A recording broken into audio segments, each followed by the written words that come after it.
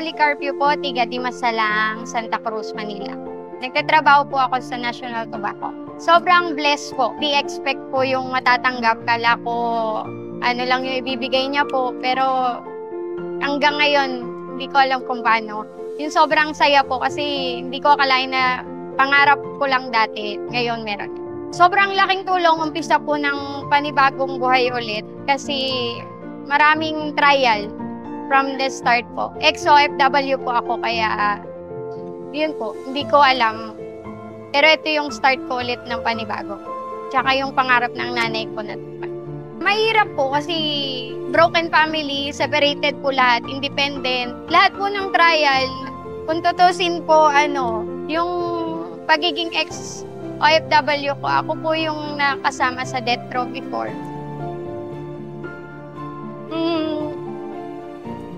Hindi ko akalain makakauwi pa po akong buhay.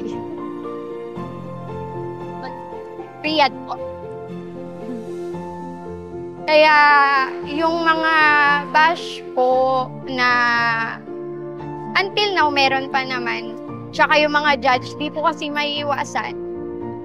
Yung tiwala lang po sa taas. Marami man pong dumaan na maraming sasabing di maganda kasi pakulong ka ng 7 years. Kaya hindi po expect. Kumbaga, nag-try lang akong mag-comment kung totoo or hindi. Pero hindi ko akalain, papala rin. Meron naman po dating maliit na business, pero marami kasing nagja-judge, kaya hindi po ganun lumag. Kaya yung palipat-lipat kung saan. Independent po. Yung parehas magulang ko, hiwalay po kasi sila. Tapos, gusto ko kasing sumama ng mama ko sa akin. Sabi niya magtitinda-tinda kasi senior. Hindi ko po mabigay kasi hindi naman po ako stable job.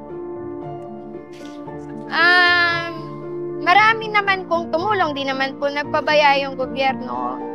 Pero eto po, binigyan na naman ako ng panibagong chance para sa panibagong yugto ulit.